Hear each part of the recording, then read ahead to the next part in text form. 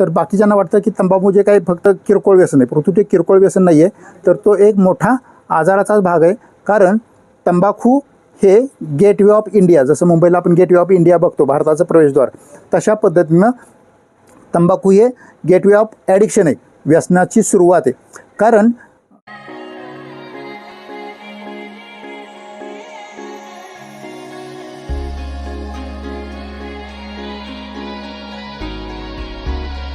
Okay, निमचे सर्व अधिकारी, S टीचे अधिकारी आणि आपण सगळे जवळपास सगळ्या 50 प्रवाशांचा जीव तुमच्या हातात असतो असे सगळे.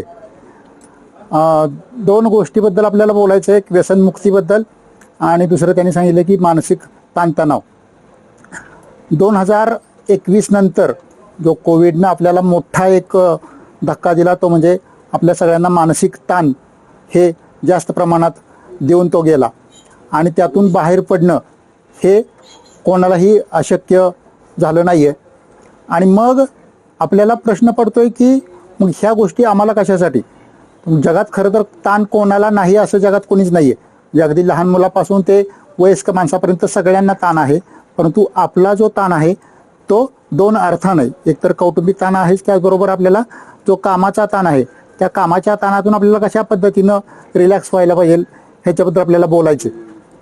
मुळातच व्यसन ज्यावेळेला माणसाला आपण म्हणतो की व्यसनमुक्तीबद्दल आपण बोलणार आहे, तर व्यसन म्हणजे काय? आपल्याला काय वाटतं की व्यसन, आपण काय म्हणतो की तंबाखू, दारू, गुटखा खाल्ला म्हणजे व्यसन.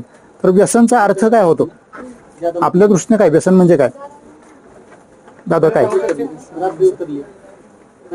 सवय, बरोबर. आता दोन गोष्टी आहेत, सवय वेगळी आणि व्यसन वेगळं. वाईट अर्थानं ज्यावेळेला वापरतो त्यावेळेला व्यसन. आता मला वाचनाची सवय असेल, व्यायामाची सवय असेल, गाणी ऐकण्याची सवय असेल, तर तो एक छंद. परंतु व्यसन ज्यावेळेला आपण म्हणतोय तर व्यसन हे वाईट अर्थानं वापरलं जातं. म्हणजे त्याला आपण 3-4 टप्प्यातनं माणूस जातो ज्यावेळेला व्यसन लागतं. सुरुवातीला व्यसन माणूस करतो, जे आपल्या आसपास कोणी असेल तर ते काय सांगतात की कशामुळे मी व्यसन करतो म्हणून सांगतात. सगळीकडे एक जागतिक कारण सांगितलं जातं, कुठलं? टेन्शन. आणि अगोदर आपण म्हटलं की टेन्शन कोणाला नसतं असं जगात कोणी नाहीये. मग सगळेच जे टेन्शनवाले आहेत ते काय सगळे व्यसन करतात का? तर नाही.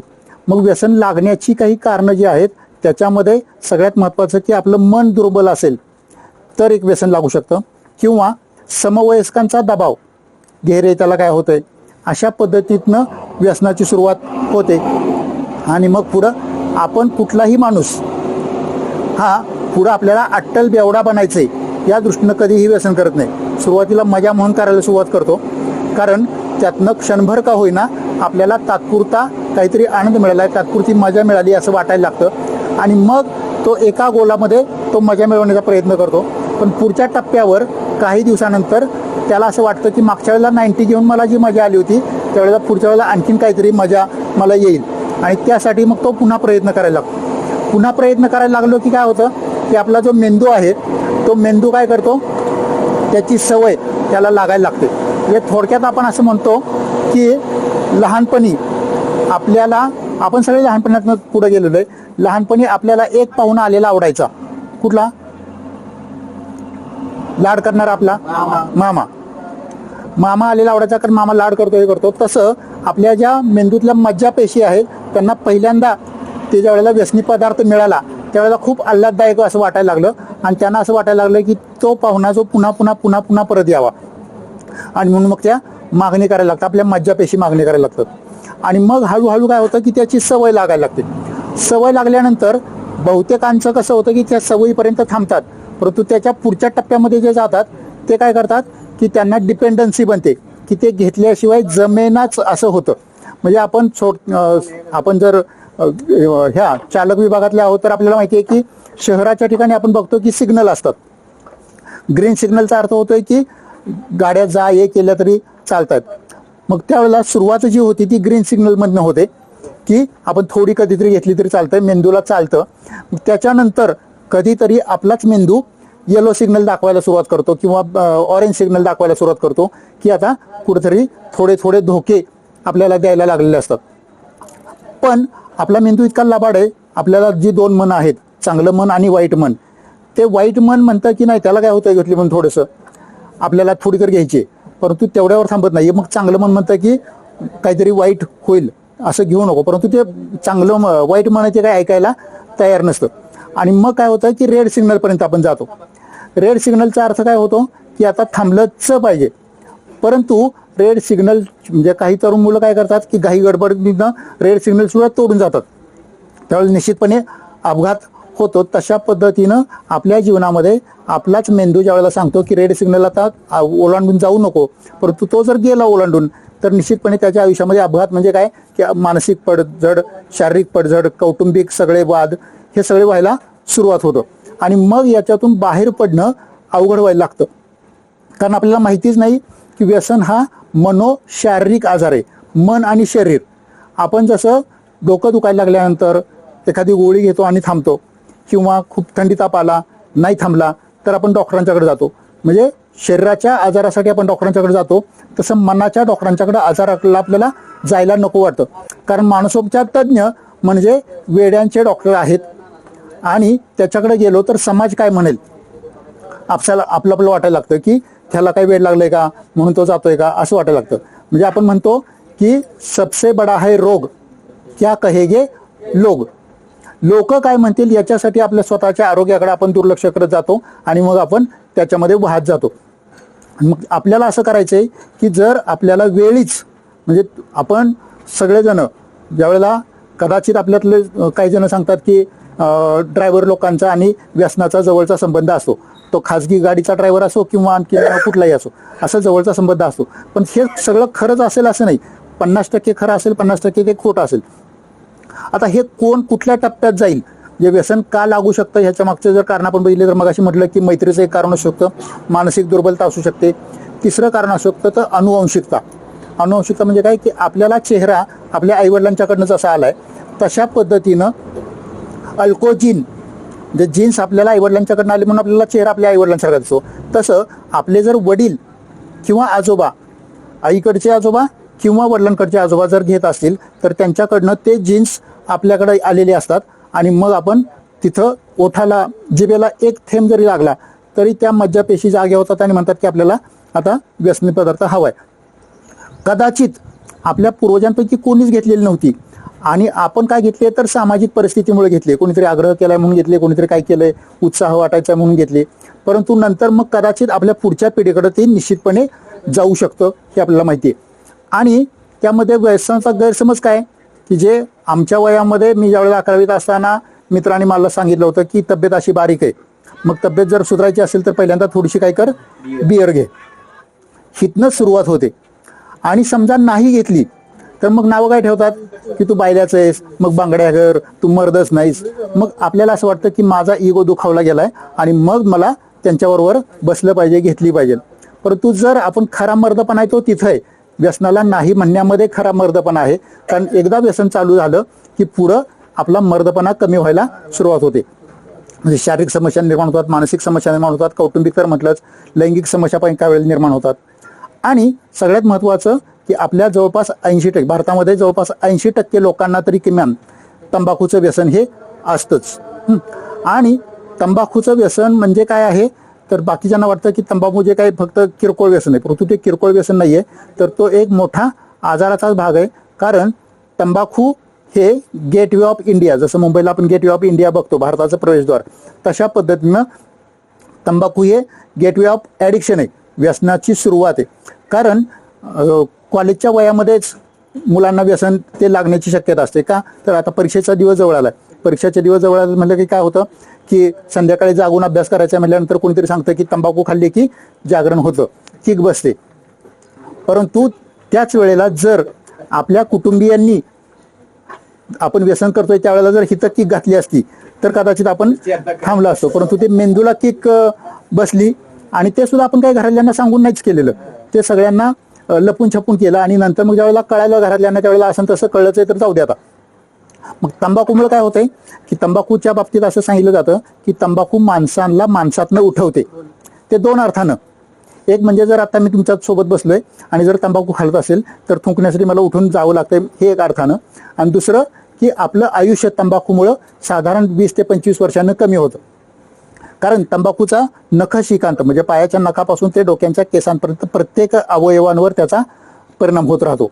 म्हणजे नख लवकर तुटायला सुरुवात होते, पायाला गोळे यायला सुरुवात होतात, त्याच्यानंतर कंबर दुखायला लागते, त्याच्यानंतर हाताचे कोपर दुखायला लागतात, किंवा आपण पुरुष म्हणून जे आहे ते आपल्या वीर्यातले शुक्राणूंची संख्या कमी होते आणि मग मूल होण्याची शक्यता कमी राहते, किंवा मूल झालं तर ते काहीतरी व्यंग घेऊन मूल निर्माण होतं. वरच्या बाजूला गेलं तर मग फुफ्फुसाचे आजार होतात, कॅन्सर, विविध प्रकारचे कॅन्सर होतात. आता काही जण म्हणतात की जे व्यसन करत नाहीत त्यांना पण कॅन्सर होतो, ते तर आहेच, परंतु तंबाखू सारख्या व्यसनामुळे किंवा सिगारेट किंवा बिडी या सिगारेटमुळे जास्त पद्धतीनं तो कॅन्सर होण्याची शक्यता असते. आणि मग आपल्या डोळ्याच्या भोवती काळी वर्तुळं इथं निर्माण होतात, दृष्टीदोष निर्माण होतो, आणि काही वेळेला नंतर केस कापायला गेल्यानंतर त्या कटिंगवाल्याला कळतं की हा तंबाखू खातोय, कारण हिथून सुद्धा आपले जो घाम बाहेर पडतो तो या रंध्रातून बाहेर पडतो आणि मग केसांना सुद्धा वास येतो, केस पिंगट बांधायला सुरुवात करतात. म्हणजे अशा पद्धतीने सगळं व्यसनाचा परिणाम व्हायला सुरुवात होतो. आता तंबाखूचं व्यसन चिवट आहे, सोडायचं म्हटल्यानंतर आपण सोडू शकतो, कुठलंही व्यसन निर्धारानच सुटू शकतं. त्याला कुठल्याही बुवा बाबा मांत्रिक देवऋषी यांच्याकडे जाऊन उपयोग नसतो. आपण फक्त जाहिराती बघतो, न सांगता दारू सोडवा, पेपरमधनं जाहिराती बघतो, आपल्या घरातले जातात, मग कालवनातनं भाकरीतनं चहातनं कुठनं नाही कुठनं तरी आपल्याला ते देण्याचा प्रयत्न करतात. आपण त्याच्यापेक्षा जास्त हुशार असतो, आपल्याला थोडी जरी शंका आली तर आपण ते जेवण टाळतो किंवा चहा टाळतो. पण ते का करतायत तर तुमचं व्यसन सुटावं म्हणून ते काळजीपोटी करत असतात. आणि आपण सगळ्यांनी लक्षात ठेवलं पाहिजे की आपण व्यसन ज्यावेळेला करतोय त्यावेळेला निश्चितपणे समाजाचं काहीतरी धोका पत्करतोय, आपण समाजाला पण धोक्यात टाकतोय. त्यामुळे आपण व्यसन तर करूच नाहीये, हा पहिला भाग. आता व्यसनाचं आणखी एक कारण सांगितलं, जसं आपण मगाशी म्हटलं होतं की टेन्शन. आता ताणतणाव हे जगामध्ये सगळ्यांना ताणतणाव आहेत, तर ताणतणावासाठी आपण काय केलं पाहिजे की सगळ्यात महत्त्वाचं, किमान पहिले 10-15 मिनिटं का होईना आपण योगासनामधलं जास्तीत जास्त प्राणायाम जर केलं तर आपल्याला काय होऊ शकतं, ताणतणावापासून थोडीशी मुक्ती मिळू शकते. त्याच्यानंतर आवडीची गाणी ऐकू शकतो, आवडीचं एखादं गाणं गुणगुणलं किंवा आवडीचा पदार्थ आपण त्यावेळेला खाल्ला तर आपल्याला ताणापासून, किंवा आपला जो जवळचा व्यक्ती असेल त्याच्याशी बोललं पाहिजे. आपण बोलत नाही आणि त्याच्यामुळे आपला ताण वाढतो. आपल्याला बहिणाबाई चौधरींचं नाव माहिती असेल, ह्या अशिक्षित कवयित्री होत्या, तरी सुद्धा त्यांनी आपल्या मनाबद्दल खूप खूप काही चांगल्या पद्धतीनं लिहिलंय. मन वडाय वडाय उभे पिकातलं डोरं, किती हाकलं हाकलं फिर येतं पिकावर. तसं आपण पुन्हा पुन्हा त्या व्यसनाकडे जातो. किंवा त्यांनी दुःख आणि सुखाच्या गोष्टी सांगताना सांगितलंय, माझं दुःख मी तळघरात कोंडलं, माझं सुख मी झुंबराले टांगलं. झुंबर आपण हॉलमध्ये लावतो आणि म्हणजे सुखाच्या ज्या वेळेला आहेत त्यावेळेला सगळे आपल्या सोबत असतात, परंतु दुःखाच्या वेळेला थोडंसं तेवढ्यापुरतं लोक सोबत असतात आणि नंतर मग आपलं दुःख आपल्यालाच सहन करावं लागतं. मग हे त्यांनी सांगितलं की दुःख तळघरात कोंडलं की काय होणार, की समजा एक आपण गोडाऊन आहे, त्या गोडाऊनमध्ये आपण माल टाकत राहिलो तर गोडाऊन कधीतरी भरणार आणि भरल्यानंतर मग खिडकीतनं कशातनं तरी बाहेर पडणार. पण ज्या त्या वेळेला जर आपल्याला नको त्या वस्तू काढून टाकल्या तर गोडाऊन व्यवस्थित राहील. तसं आपल्या ह्या गोडाऊनमध्ये नको ते दुःख आपण कारणाविना जवळ ठेवतो आणि पाहिजे त्या गोष्टी आपण मनातून लवकर काढून टाकतो. तसंच आपण मान आणि अपमान त्याच्या बाबतीत पण विचार करूया की मान आणि अपमानामध्ये काय होतं, की समजा आपल्या कुठल्या तरी आपण एका लग्नाला गेलोय आणि तिथं आपल्या सगळ्यांना, आपण एकाच ऑफिसमधले कर्मचारी आहोत आणि आपल्या सगळ्यांना त्यांनी बोलवलं आणि मोठे मोठे बुके दिले आणि जाणीवपूर्वक समजा त्यांनी मला बुके दिलाच नाही, तर काय होतं, माझा तिथं काय झालाय, तो अपमान झालाय असं मला वाटतं. आणि मग मी काय करतो, तो अपमान माझ्या मनात ठेवतो. तुम्हाला जो बुके दिलेला आहे तो तुम्ही काय कराल, घरी गेल्यानंतर एका मोठा फ्लॉवर पॉट ठेव असेल त्यात असेल किंवा तांब्यात किंवा जगमध्ये आपण ते ठेवू.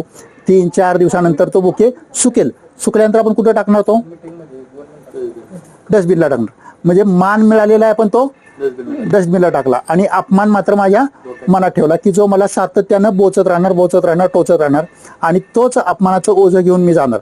म्हणजे आपण प्रवास कुठला करतोय, की समजा डोंगर चढायची स्पर्धा आहे आणि त्या डोंगर चढायच्या स्पर्धेमध्ये ऑक्सिजनचे नळकांड न घेता मी जर फक्त दगडं भरलेलं सॅक घेऊन वर चढतोय तर मी कधीच वर पोहोचू शकणार नाही, कारण ते ओझं जे आहे ते मला वर पोहोचू जाणार नाही.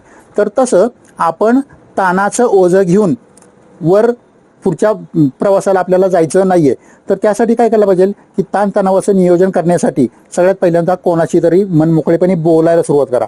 मनमोकळे बोलत असताना आपल्याला त्या व्यक्तीकडनं उत्तर मिळेल किंवा नाही मिळेल, परंतु कमीत कमी आपल्याला हलकं वाटेल की आपण बोलून आपलं मन हलकं झालं. असा एक तरी माणूस आपल्या आयुष्यामध्ये असतोच, एखादा चांगला मित्र.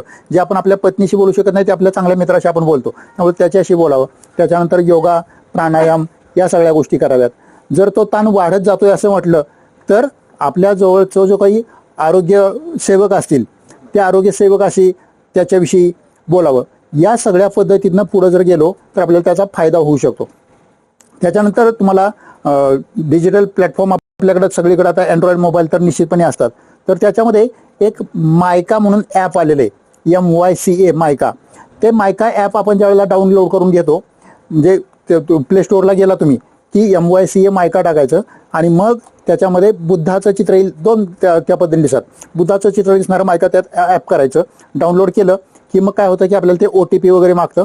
OTP मागितल्यानंतर तुम्ही कोण आहात तर मग एक्सप्लोरर म्हणून ज्यावेळेला आहे त्यात तुम्ही टाकायचं आणि मग ते इन्स्टॉल झाल्यानंतर तो ओपन करताना काय येतं की आता तुम्ही कोण आहात, जे सामान्य माणूस आहात, अधिकारी आहात, शिक्षक आहात, अशा पद्धतीने ज्यावेळेला आपण जातो आणि मग ते स्वतःला आपल्याला त्यांच्याशी बोलता येतं. माहिती आहे, समजा मला ताण आलाय, आपण टाईप करून टाकतो आणि मग तो टाकला की लगेच त्यांना आपल्याला उत्तर येतं की कोणत्या प्रकारचा आता, आणि आपण लगेच त्यांच्यात आपला काय ताण असेल तो सांगायचं. म्हणजे प्रसंगानुरूप आपल्याला त्याची ती उत्तरं देत राहतं.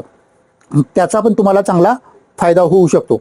बसल्या बसल्या तुम्ही समजा ड्युटीवरनं आलाय आणि पहिली ड्युटी संपली आणि दुसरा गाडीला वेळ आहे, तर त्या 15 मिनिटांमध्ये तर मायकाचा तुम्ही विचार करू शकता, त्याच्यावर थोडंसं करू शकता की जेणेकरून आपल्याला दररोजच्या वापरामधनं आपला ताणतणाव कसा हाताळता येईल हे आपल्याला चांगल्या पद्धतीनं कळू शकेल.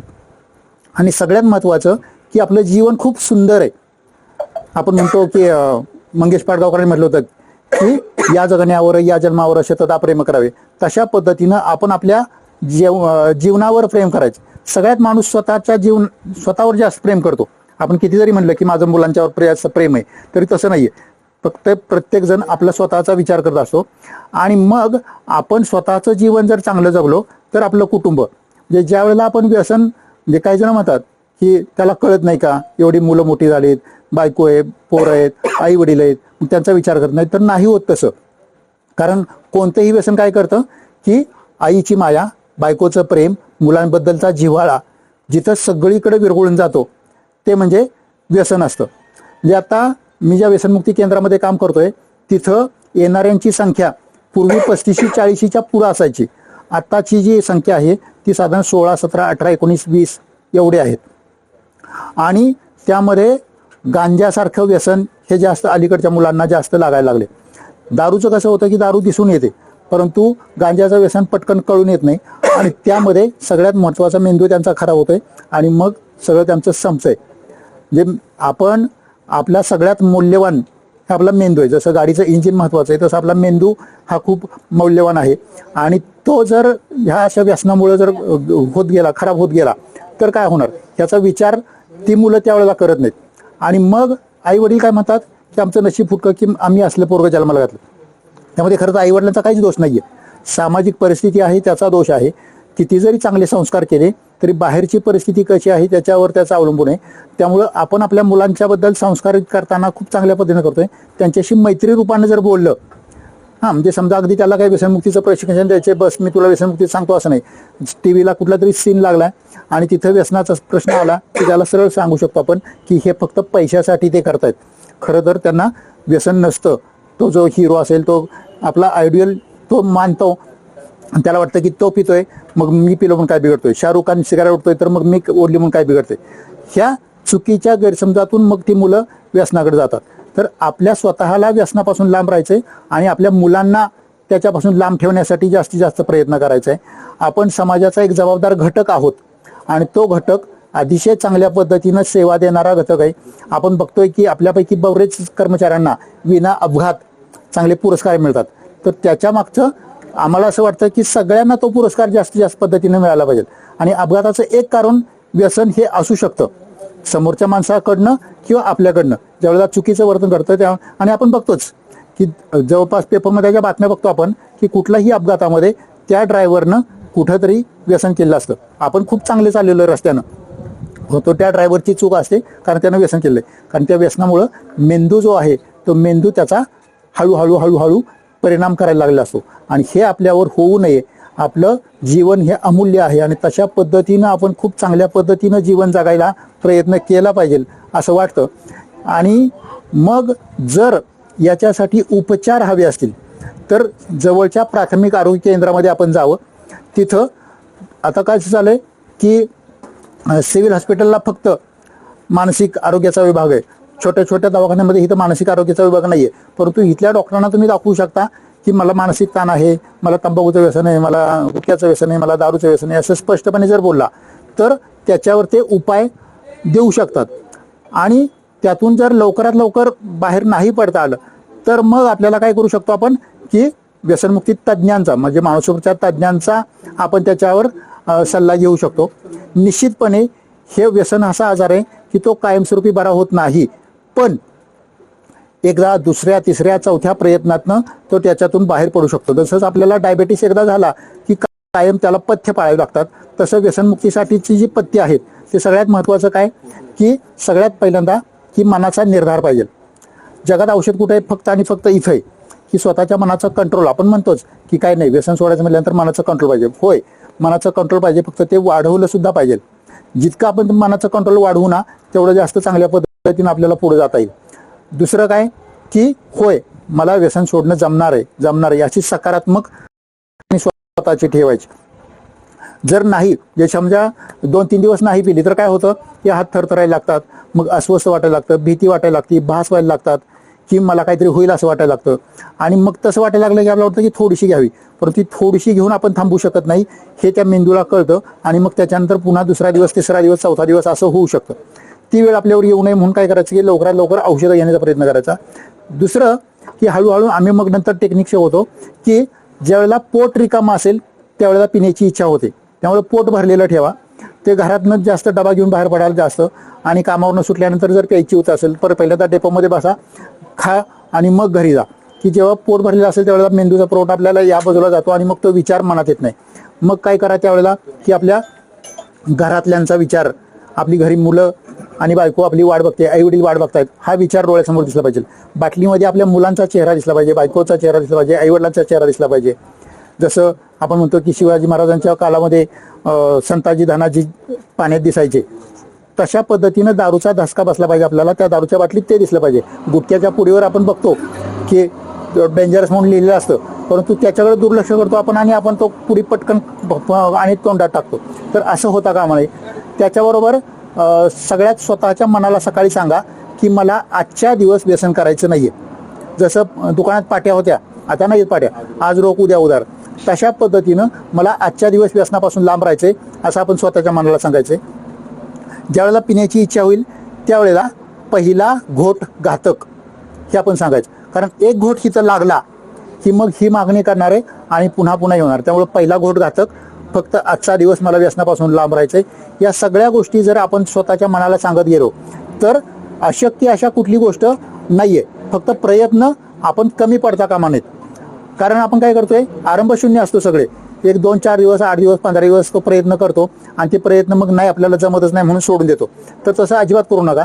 प्रयत्न केल्यानंतर आपल्याला जमणार आहे. जसं आपण म्हणतो की केल्याने होत आहे रे, आधी केलेची पाहिजे, अशा पद्धतीनं. आणि वैयक्तिक कुणाला काही प्रश्न असतील, समस्या असतील तरी नंतर मी थोडा वेळ थांबणार आहे, त्यावेळेला तुम्ही माझ्याशी बोलू शकता. ते भले आपल्या बाबतीत नसेल पण आपल्या कोणाच्या तरी नातेवाईकांच्या बाबतीत असेल तर सातारचं परिवर्तन व्यसनमुक्ती केंद्र आहे, सिव्हिल हॉस्पिटलच्या पाठीमागच्या बाजूला, दाभोलकर हॉस्पिटल त्याच्या शेजारीच परिवर्तन व्यसनमुक्ती केंद्र आहे. तिथं आपल्याकडं पेशंट ॲडमिट असतात 1 महिन्यासाठी, 30 दिवसाचा उपचार आहे. बाकीच्या ठिकाणी पण आहेत, पुण्याला मुक्तांगण म्हणून आहे, म्हणजे जे नामांकित आहेत ते अशा पद्धतीने. काही ठिकाणी काय करतात की जबरदस्तीनं त्या पेशंटला घेऊन जातात. अशा जबरदस्ती कोणाचंही व्यसन सुटत नाही. जोपर्यंत मनाची तयारी होत नाही तोपर्यंत कोणाचंही व्यसन सुटणार नाही. त्यामुळे अशा पद्धतीनं आपल्या कोणाला जरी मदत पाहिजे असेल तर घेऊ शकता तुम्ही. आणि निम्न तुमच्यासाठी अतिशय चांगल्या पद्धतीनं आरोग्याच्या संदर्भात मध्ये 2-3 दिवस तो कॅम्प घेतलाच. आणि त्याचबरोबर आज या व्यसनमुक्तीसाठी आणि मानसिक ताणतणावासाठी जे काही तुमच्यासाठी मार्गदर्शन करण्याची संधी दिली त्याबद्दल त्यांच्या सगळ्याच्या टीमचे तुम्ही एवढे सगळे ड्युटी संपवून कंटाळून आलेला असून सुद्धा तुम्ही थांबलाय तर तुमच्या सगळ्यांचे मनपूर्वक आभार मानतो आणि थांबतो.